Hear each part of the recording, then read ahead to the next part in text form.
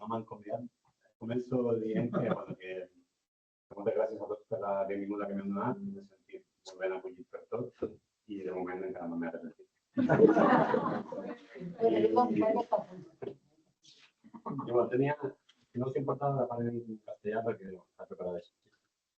Entonces, bueno, únicamente a modo de súper breve introducción, decir que los retos en infección pública pues, son varios y muy brevemente, pues cada vez hay más estudios que demuestran que hay nuevos huéspedes que son susceptibles de infección pública. Pues, hay muchos pacientes también hematológicos que históricamente no tenían infecciones públicas y ahora con nuevos tratamientos y la nueva supervivencia, pues cada vez hay más huéspedes que tienen infecciones públicas y probablemente esto aumentará en los próximos años.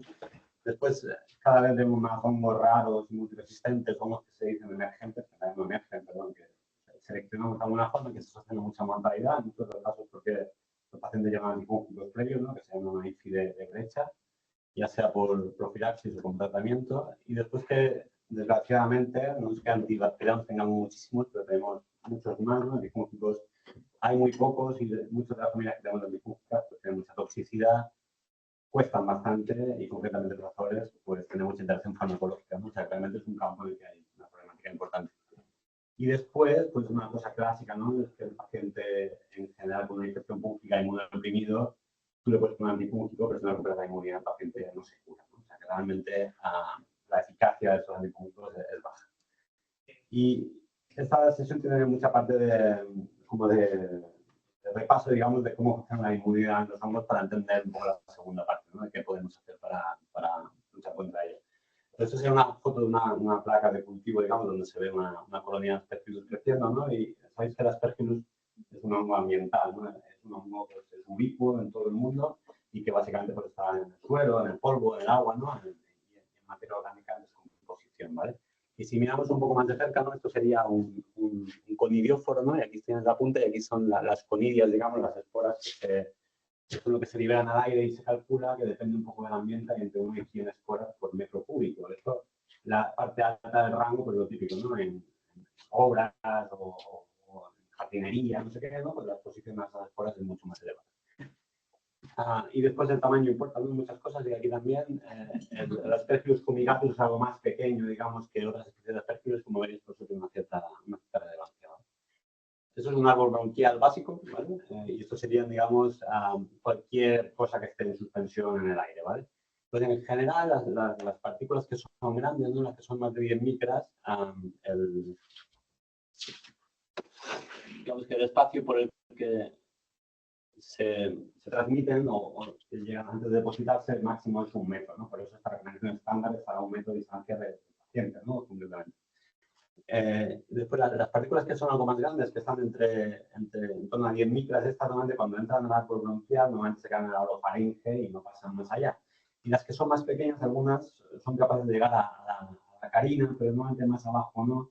Y si nuestro sistema mucociliar está en condiciones, pues las pulsas, lo desnutres y ya está, no hay más problemas, ¿no? Y las partículas que son más pequeñas que inhalamos, estas sí son capaces de llegar, digamos, al árbol bronquial más distal, al alveolo, donde sea, ¿no? Y potencialmente podrían hacer enfermedad. Entonces, lo que pasa normalmente cuando, como hemos dicho, todos inhalamos muchas de estas esporas en el día a día y no tenemos enfermedad, ¿no? Entonces, lo que pasa normalmente... Y otra cosa es que, como os decía, como un fumigatus es algo más pequeño que otras especies de Aspergillus, además de que probablemente es más patogénico per se, también tiene más facilidad en llegar al árbol aéreo distal, digamos, y causar enfermedad. Entonces, como os decía, una vez que estas esporas llegan al alveolo en sí, pues se exponen primero a la inmunidad innata, ¿no? Entonces, la inmunidad innata, si recordáis, ¿no? Pues básicamente es esta cosa de las PAMs y los RPR, ¿vale? Pero los PAMs son los pathogens molecular patterns, son los patrones, digamos, moleculares que expresan estos patógenos en su superficie, ¿no? Concretamente en los hongos, los patrones más habituales son el beta-glucano, el zimosano, el manano, ¿vale? Entonces, estos PAMs tienen su contraparte, digamos, que son, quien los reconocería, que son los PRR, ¿no? Que son los Path Recognition Receptors, ¿no? Que en el caso de los hongos, los más frecuentes son los Toll-like receptors, estos receptores tipo lectina, y otros como los que se unen a la manosa, ¿vale? Entonces, cuando estos PRR reconocen estos PAMs, pues lo que hacen básicamente, estos PRR se expresan en las células, digamos, de la inmunidad innata, ¿no? Macrófagos, neutrófilos, todas estas cosas, ¿no? Entonces, lo que hacen cuando reconocen eso, se unen, lo fagocitan y básicamente lo que hacen es liberar componentes antimicrobianos para intentar cargarse ese patógeno, ¿no? Normalmente, pues, acciones oxidativas o reacciones mediadas por NMDH. Además, hay un componente humoral de toda esta parte de la respuesta, que son, pues, los complementos, péptidos antifúngicos, defensinas, colectinas, que esto hacen lo que se llama como fagocitosis, ¿no? Se unen a estos patógenos y lo que hacen básicamente es, pues, estimular que otras células del sistema inmune innato puedan llegar también y también fagocitar e intentar acabar con el patógeno, ¿no? Con el antígeno. Y después, pues, todo esto tiene otra parte secundaria, que es la inmunidad adaptativa, ¿vale? Entonces, esto muchos seguro del VIH, sobre todo, pues lo sabéis mucho mejor que yo, ¿no? Pero básicamente aquí, cuando una célula receptora de antígeno, en este caso un macrófago, fagocita una espora, pues puede hacer dos cosas, ¿no? Una, presentar un antígeno con una HLA tipo 1 o un tipo 2, ¿vale? Cuando lo hace un tipo 1, a quien le presenta este antígeno, digamos, que ha procesado y que presenta una parte del antígeno, es a un CD8, ¿no? Un isómero citotóxico, y este isómero citotóxico lo que hace es intentar citotoxicar, digamos, matar a esa espora, ¿vale? Y lo hace, pues, liberando enzimas, perforinas, también péptidos antimicrobianos. Cuando lo que hace es, aquí una dendrítica, ¿no? Pues presentarse este antígeno en un HLA tipo 2, aquí se lo presenta es a un helper, ¿vale? A un CD4. Entonces, este helper lo que hace básicamente es dos cosas. Por una parte, se diferencia hacia el linfocitos de helper específicos del tipo de patógeno de antígeno, ¿no? En este caso, en la infección fúngica se diferencian hacia THs que son tipo 1 y 17 sobre todo, y esto lo que hacen es, pues, secretar más citoquinas específicas para luchar contra la infección fúngica, ¿no? Concretamente, en la infección fúngica, la citoquina casi por antonomasia sería la interferón gamma, ¿vale? Y esto, pues, esta liberación de citoquinas lo que hace es atraer a todos estos, ¿no? Células de inmunidad innata que hemos hablado antes, ¿no? Para intentar luchar contra la infección, y por otra parte tiene una interacción que es el CD40L, una interacción con el linfocito B, que básicamente lo que hace es, pues, hace que un plasmablasto se diferencie a una célula plasmática, y esa célula plasmática lo que hace es, pues, secretar anticuerpos que son específicos, ¿no? Contra ese antígeno, ¿vale? Fácil, ¿no? Entonces, básicamente aquí pueden pasar varias cosas, ¿no? Una cosa es que esta interacción, digamos, entre el representado antígeno y el linfocito, el CD4, no funcione bien, ¿vale? Si lo que pasa es que no tienen linfocitos, o que los CD4 que tienen son muy bajos, o que el macrófago o cualquiera de estas presentadoras de antígenos no funcione bien, como pasa, pues, en la gripe, la fiebre quística, no sé, los mierdrones estos también, ¿no? Los ciróticos. Aquí el representador de antígeno no funciona bien, ¿vale? Cuando pasa eso, lo que ocurre es que esta espora, pues, es capaz de germinar, ¿vale? Entonces produce IFA, ¿vale? La IFA, por el tamaño que tiene, ya no puede ser fagocitada porque es demasiado grande. Entonces aquí es donde participa el neutrófilo, ¿no? Y por eso el neutrófilo es tan importante en estas infecciones, porque contra la IFA los otros no hacen nada, entonces el neutrófilo sí llega, ¿no? Y libera también los citoíticos y demás, y intenta romper la IFA, y después hace esa cosa tan guay que es las nefes, ¿no? Que son neutrófilos cellular traps, que son como unos tentáculos, digamos, donde la IFA se queda enganchada cuando crece, y como tiene estos gránulos y tal enganchados a estos tentáculos, cuando se engancha, pues además rompe, digamos, la IFA en crecimiento, ¿no? Pero en general, si el neutrófilo funciona correctamente y tienes, pues esa IFA no acaba de crecer mucho más allá o no invade si tu aunque los linfos no funcionan bien, ¿no? Entonces, por eso, este tipo de pacientes, muchas de lo que tienen son más bien formas crónicas o crónicas cavitarias, ¿no? Sobre cavidades previas, sobre alteraciones morfológicas previas pulmonares, hacen aspergilosis pulmonares crónicas o hacen aspergilomas, ¿no? Aquí el neutrófilo inhibe, digamos, una forma que se disemine, pero la forma local no la puede seguir. Entonces, si lo que pasa es que tu neutrófilo o no tienes o no funciona, ¿no? Como la granulomatosa crónica, pues esa IFA es capaz de crecer, ¿vale? Esto es un vaso, digamos, cortado de forma transversal, ¿no? Y entonces, como decía antes, estos hongos filamentosos muchas veces viven en el material orgánico de descomposición, y básicamente lo que hacen es secretar estas enzimas proteolíticas que lo que hacen es degradar ese material orgánico de descomposición y se alimentan, digamos, de eso, ¿no?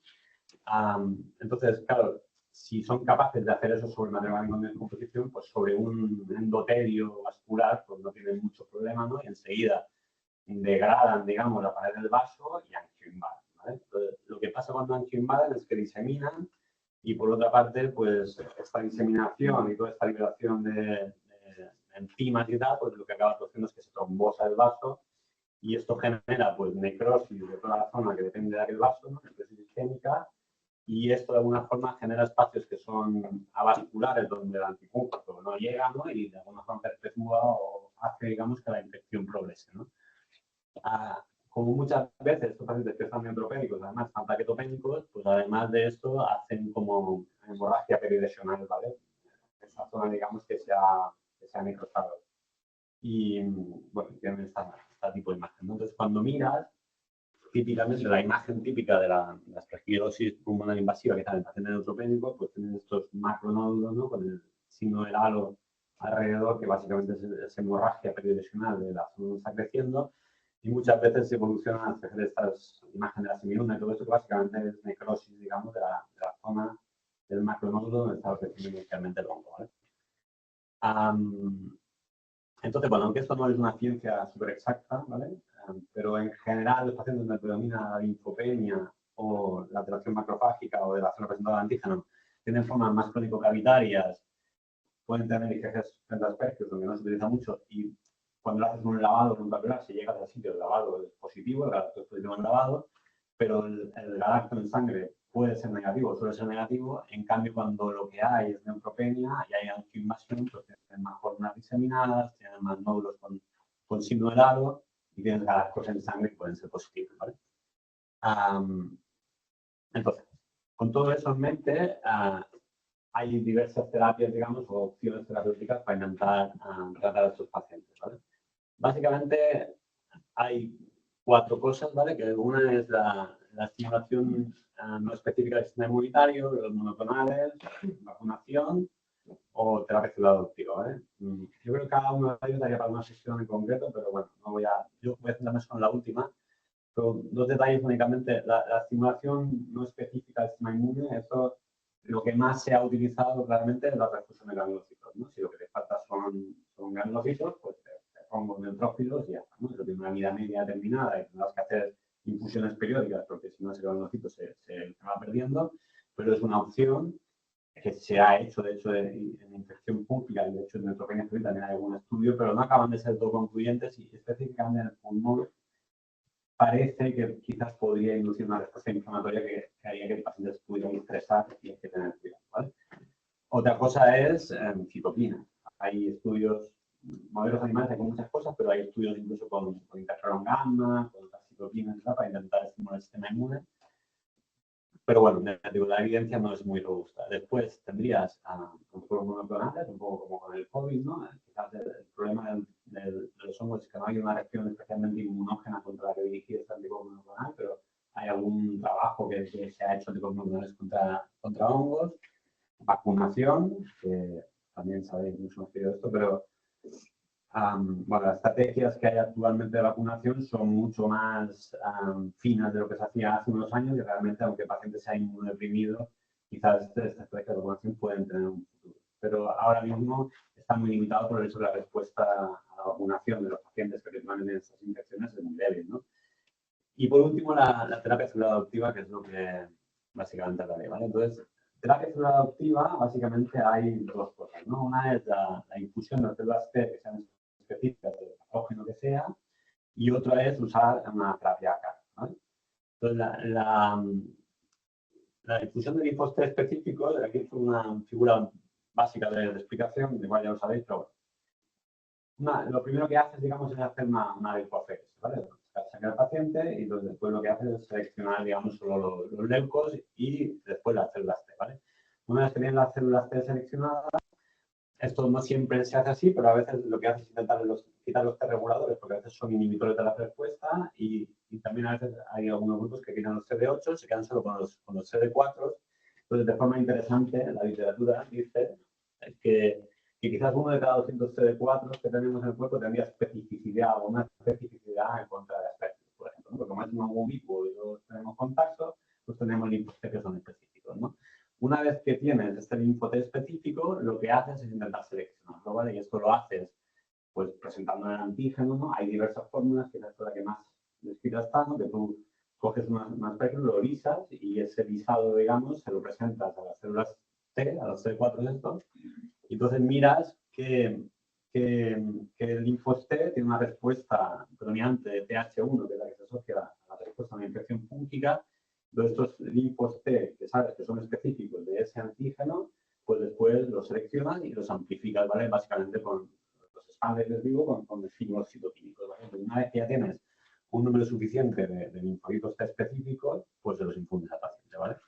Esto mismo se hace con virus, ¿no? Y sobre todo con citomegalovirus, con lo que más estudiado está, ¿no? Pero conceptualmente se puede hacer prácticamente con cualquier cosa, ¿vale? Necesitas tener linfos específicos y el proceso, ¿no? Y, bueno, no es relativamente caro, pero no tan caro. Entonces, todo esto, este estudio, todo el mundo que haya escrito sobre esto lo cita, porque es el único estudio prácticamente que hay en humanos utilizando terapia celular adoptiva en contra de hongos, ¿vale? Es un estudio muy interesante, pero bueno, lo típico, ¿no? Esto hace 10 años ya y no se ha convertido en estándar of care, ¿no? Por diversos motivos, ¿no? Pero aquí cogen 91 pacientes que iban a someterse a una prototrasplante, ¿vale? A un trasplante alogénico, que eso lo compartirán en la de material. Pacientes de alto riesgo de una infección fúngica posterior, ¿vale? Pero estos pacientes, antes del trasplante, escogen el linfos T y hacen, por una parte, con esta técnica que os he dicho, linfos T específicos de citomegalovirus y de aspergillus, ¿vale? Yo no me voy a centrar en el cito porque lo voy a para otra sesión, pero básicamente generan estas células específicas de aspergillus y de cito y después, en el follow-up, ellos no saben cuántos pacientes van a tener aspergilosis o cito, pues acaban reportando una incidencia que es sorprendentemente alta de aspergilosis, ¿vale? 33 pacientes con aspergilosis. Y entonces a estos los randomizan a hacer 10 que hacen esta terapia celular adoptiva, estos linfos específicos, más ANFO-B liposomal, o 13 que hacen ANFO-B liposomal, ¿vale? Y después con cito lo mismo, ¿vale? Entonces la gráfica, la tabla que no se ve bien, pero bueno, el resumen es de los que hacen, estos son los de arriba son los que hacen los controles y abajo son los que hacen la terapia celular adoptiva, ¿vale?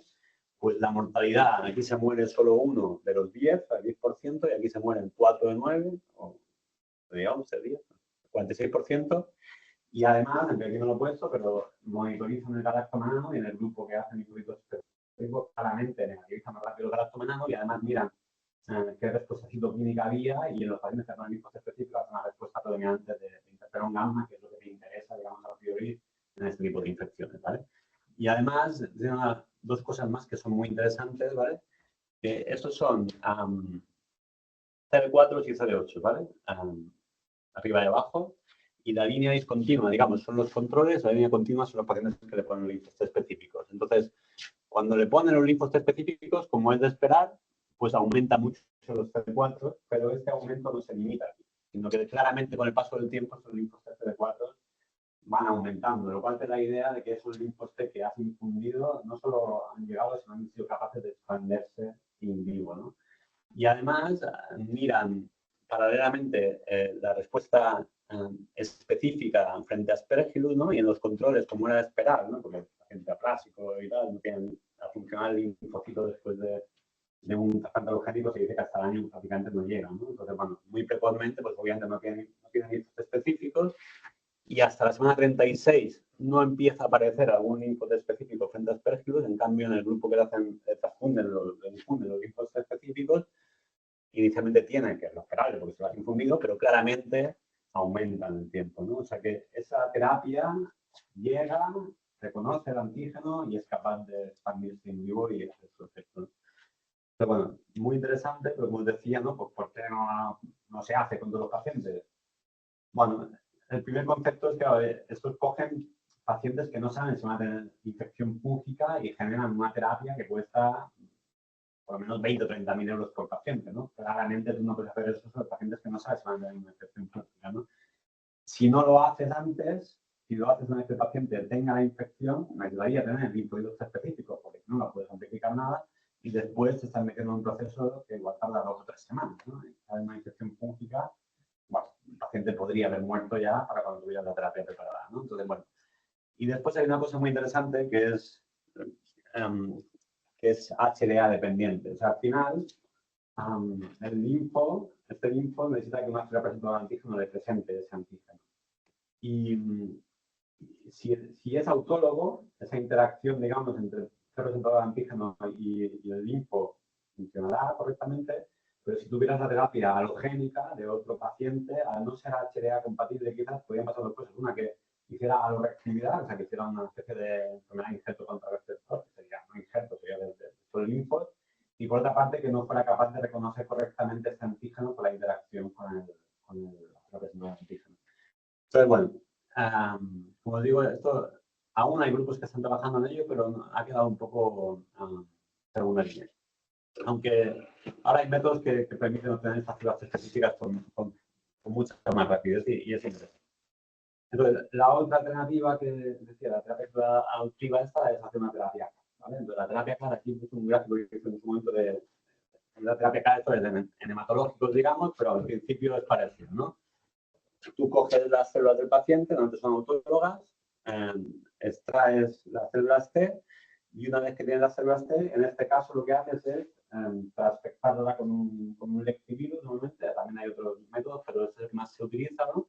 Entonces, básicamente, este lentivirus lo que hace es meterle una información genética a ese linfocito T, que de forma simplificada lo que le está diciendo es, oye, tú tienes que expresar, producir esta proteína, y esta proteína que está produciendo básicamente es un receptor de célula T en la membrana.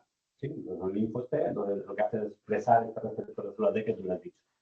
En el caso hematológico, lo que más, ahora también mucho en mieloma, pero inicialmente era contra la hiperlinfoide B, entonces esto es un receptor que reconoce reconoce el CD19, ¿no? Que es un marcador de la hiperlinfoide. Entonces tú le infundes este CAR y lo que hará será reconocer cualquier célula que tenga este marcador y atacarla. ¿Vale? Y como ya lo lleva en la membrana, no necesita que nadie se lo presente, ¿vale?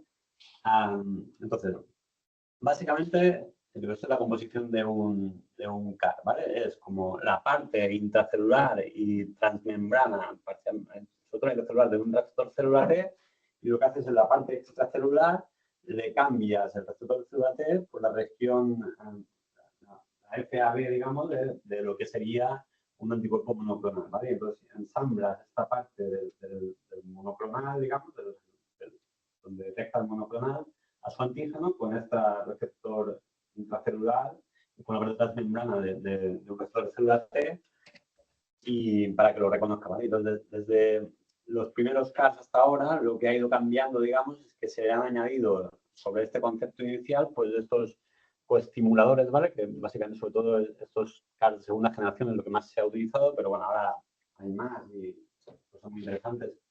Pero bueno, básicamente estos coestimuladores lo que hacen es, por una parte, intentar aumentar la sensibilidad de este célula T y, por otra parte, que una vez que detecte a ese antígeno, la producción citoquímica y tal, la respuesta que haga ante el antígeno sea mayor, ¿vale?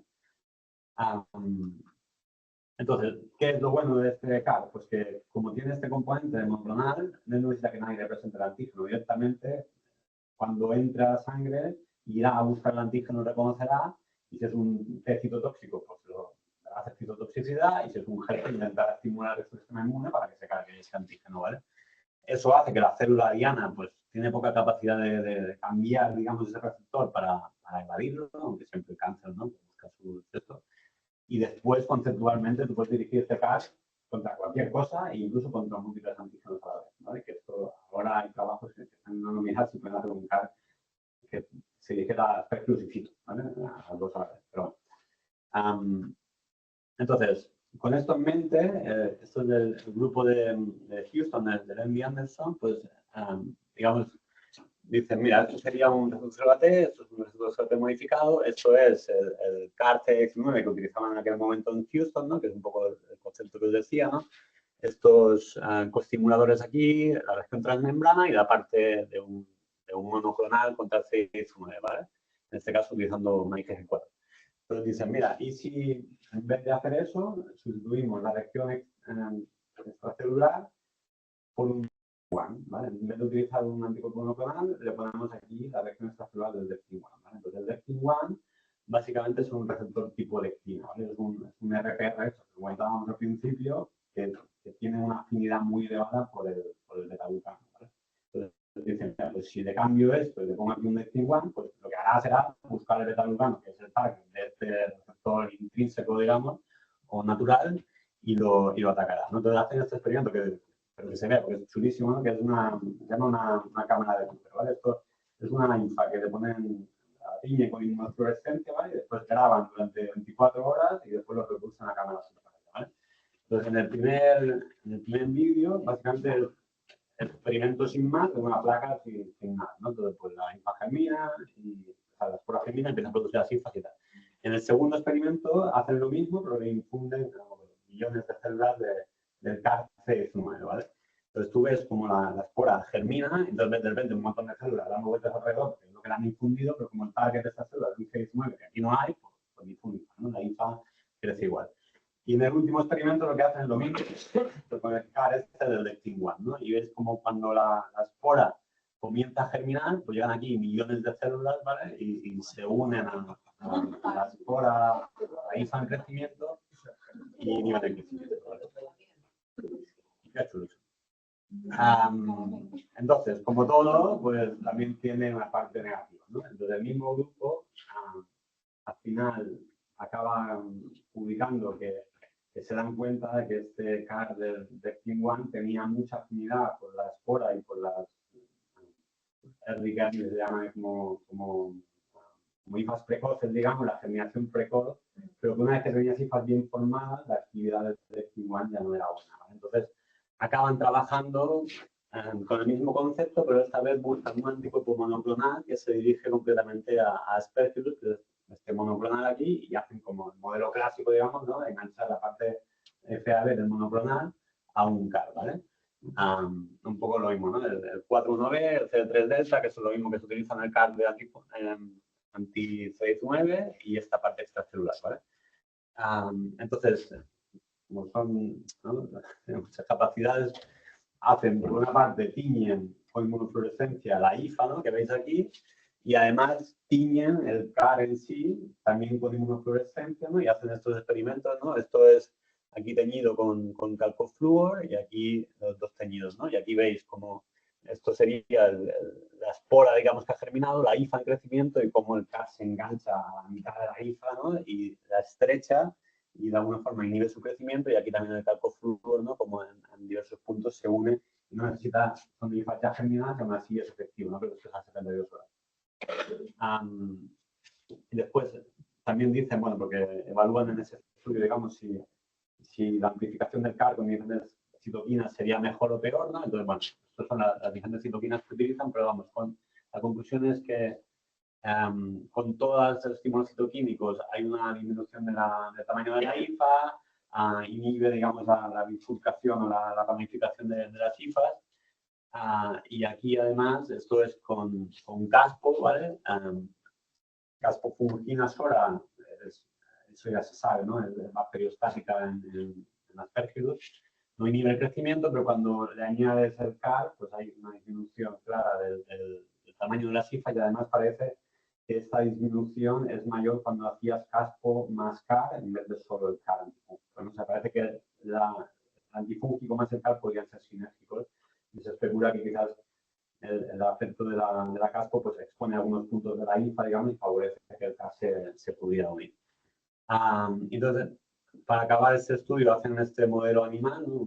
Son ratones inmunosuprimidos que además, por tuvieran poca inmunosupresión, les dan ciclofosfamida un par de dosis, y después el día 0 lo infectan de Aspergillus fumigatus, y a las pocas horas le dan 2 dosis de este CAR o de un control, ¿vale? Entonces, esto es, digamos, mortalidad a 7 días. ¿Ves? De los 12 ratones que se les pone un control, 11 mueren, y de los 12 que se les pone el CAR antifúngico, mueren solo 6, solo. Y además hacen este Murin Sepsis Score, digamos, que miden una serie de parámetros en el ratón y tal, y ven que además los ratones que no habían muerto, digamos, tenían una enfermedad que era estable, ¿vale? O sea, que aparentemente funcionaba, ¿vale? Y bueno, es verdad que 50% de mortalidad, pero bueno, claramente tiene un efecto, ¿vale? Y entonces, un poco con lo mismo, este es un estudio similar, pero de un grupo alemán en este caso, y ellos utilizan este anticuerpo monoclonal, que la particularidad que tiene es que se une específicamente a Aspergillus fumigatus, no a otras especies de Aspergillus ni a otros hongos, ¿vale? Y bueno, un poco el concepto es el mismo, ¿vale? También estudios bien hechos, ¿no? También lo tiñen con inmunofluorescencia. Y aquí veis cómo el CAR, ¿no?, se une a la IFA en diversos sitios. Y veis que, ¿no?, el MOG, digamos, el control, pues no produce interferón, ¿no? Otros aspergillus tampoco, o sea que realmente es específico de Aspergillus fumigatus. Y ya veis que pues tienen secreción de perforinas y de granzimas y además inducen daño de las hifas, ¿vale? Aquí comparan dos tamaños del CAR, pero bueno, los dos más o menos funcionan más o menos igual de bien y claramente inhiben, digamos, o dañan la hifa comparado con el control. Y también hacen un modelo de infección animal, en este caso con un ratón neutropénico. Y bueno, aquí en supervivencia, pues en este caso, los que no lo hacen nada sobreviven un 80% y los que les ponen el CAR, pues sobreviven entre un 20 y un 30%. Y además, pues los otros dicen, ¿no?, que a los que les has puesto el CAR, pues los ratones no solo no se han muerto, sino que además han mantenido el peso y que aparentemente pues, estaban bien. Y que eso se debía, digamos, básicamente a secreción de citoquinas, que era claramente más marcado cuando se había puesto el CAR. O sea, que reconoce la IFA, hace que el paciente se muera menos, o sea, que se muera menos y eso está mediado por una respuesta citoquímica como es de esperar. Y además, para acabar el estudio, lo que hacen es hacer biopsias pulmonares, ¿no? Y entonces la biopsia de los pacientes tratados con un CAR de control, un CD19 o no tratados, pues tenían todas estas hifas claramente en crecimiento alrededor de los alveolos y aquí, pues, en el CAR antifúngico, pues, prácticamente no tiene nada en pulmón. Los resultados son muy buenos. A todo esto en parte me he metido en todo esto un poco por un proyecto en el que he estado metido hasta hace poco, ¿vale? Que es, hemos estado trabajando un tiempo en este receptor que es un CD5, ¿vale? El CD5 es un receptor también que es un PRR que también se expresa sobre todo en linfos T y algunos linfos B y que igual que pasa con el TIM1, uno de los principales ligandos de este CD5 es el beta-glucano. Y bueno, hay información, ¿no? La forma soluble de este CD5 está claro que reconoce el beta-glucano. Parece que la cuestión de disociación es similar a la que tendría el TIM1. Y además, cuando se une, pues libera citoquinas y activa, digamos, a la célula. Además, parece que hay estudios que dicen que los ratones deficientes de este CD5 tienen realmente una susceptibilidad aumentada a hacer infecciones fúngicas. Y había algunos modelos animales donde solo el receptor soluble de CD5 se asociaba, digamos, a la infusión, se asociaba a menor mortalidad. Entonces, con un inmunólogo del Clinic, pues estuvimos trabajando en este modelo. Sí, sí, bueno, te voy a dar ahí también.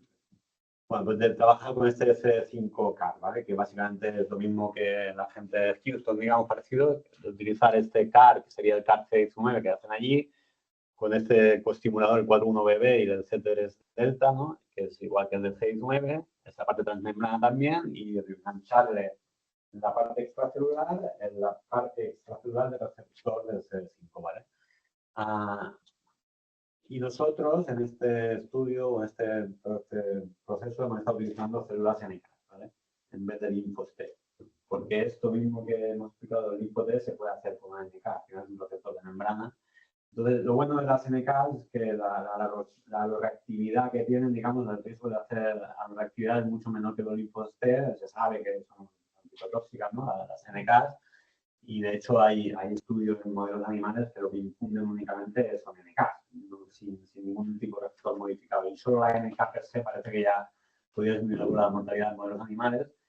Y bueno, aunque obviamente tiene menos capacidad de memoria inmunológica y menos secreción de citoquinas que un linfo, pero también es capaz de secretar las citoquinas y tiene una cierta memoria inmunológica.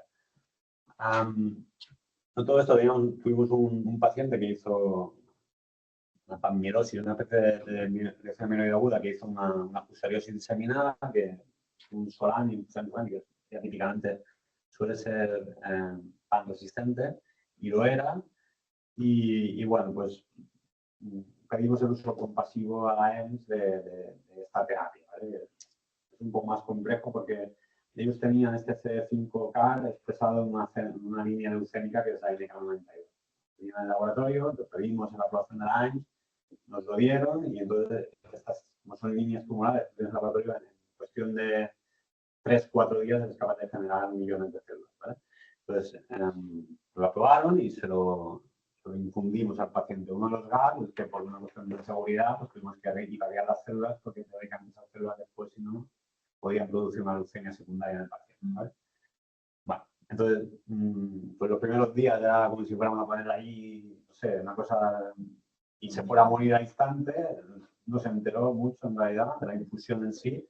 Entonces, de una cantidad de células iniciales no especialmente alta, pues fuimos aumentando y al final dábamos 1000 millones de células en las últimas infusiones y fue bien tolerable. Pero, como suele pasar en estos casos, pues en este impasse, pues la enfermedad hematológica progresó, empezó a tener muchos gastos en periferia y era fútil seguir haciendo más cosas a un paciente que nadie le iba a contactar en esas condiciones, no parecía que se fuera a curar. Y pues, al final se paró y el señor se murió y encima la familia dijo que no firmaba consentimiento para la necro y que entonces no sabemos. Y además clínicamente fue muy difícil de evaluar porque el señor ingresó con fiebre persistente y con estas lesiones pulmonares y cutáneas y siguió con fiebre todo el santo ingreso, todo, pero que muchas variables aquí.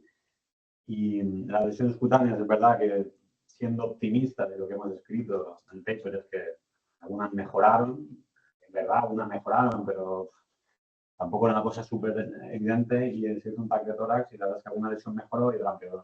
Lo que está claro es que el señor toleró bien la terapia. Y ya digo, eso del tema de irradiarlas, inhibe el riesgo de que haga una leucemia secundaria, pero básicamente porque inhibe la proliferación celular de esa célula. Entonces, claro, lo que hace puede ser es unirse al target y matarlo al momento, pero no se amplificará cuando encuentre el target, ¿no? Entonces, claro, esto es un limitante, ¿no? Pero bueno, entonces, bueno, modelos animales que hicimos con Cándida, en Crypto, con esta terapia, también Cándida auris, esto es una beca que nos dieron hace poco, que estuvimos trabajando con este CARC5 y parece que en Aspergillus, ¿no? Sobre todo, pues tenía actividad y parece que también en Fusarium había una tendencia, digamos, a que al menos in vitro el CD5-CAR este era más eficaz que el control. Y bueno, pues también modelos animales, ¿vale? También con este CD5-CAR, pues se ha enviado ahora para la publicación.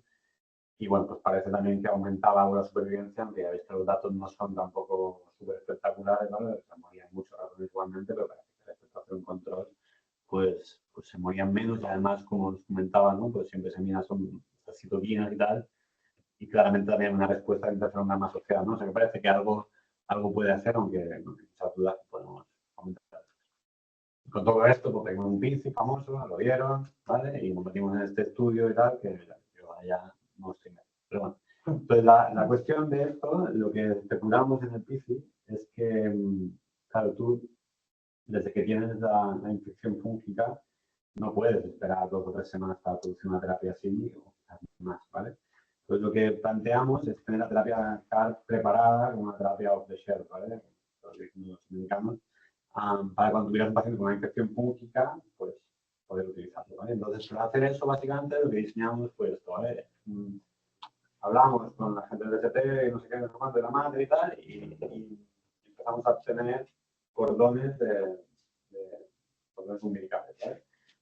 Entonces, de estos cordones extraíamos las células NK, una vez que las tenías, pues las amplificabas también, y entonces las transfectabas también con un lentivirus, digamos, para que expresaran este CAR, digamos, con el CD5, ¿vale? Y todo esto se hace con una tecnología que es una tecnología de Nintendo, que es una empresa de biotecnología alemana, que tienen todo este proceso que de alguna forma medio mágica, ¿no? Pues tú metes allí los feeders, la citoquina, no sé qué, las células amplificadas y tal cual, y al final como que te da un producto, digamos, de células y tú mides, digamos, cuántas de estas células realmente han expresado el CAR. Pero de alguna forma todo se hace en este proceso y eso lo que te aporta, digamos, es que se hace en condiciones GMP, ¿no? Que es necesario para después dárselo. ¿Vale? Y la gracia de nuestro esto es que esas células que eran MKs, que ya de entrada tendrían poca reactividad y tal, pues las congelaríamos y una vez que tuviéramos al paciente con la infección fúngica, se descongelarían, se utilizarían y potencialmente pues darían la infección, ¿vale? Entonces, para esto los inmunólogos básicamente hicieron modelos de viabilidad de la NK o de efectividad de la NK antes y después del congelado y parece que aparentemente preservaba bastante la funcionalidad y tal. Y en eso estamos, pendiente de introducir a un paciente básicamente porque toda la parte regulatoria previa y tal se enfermiza y nada, eso es la sesión y cualquier pregunta.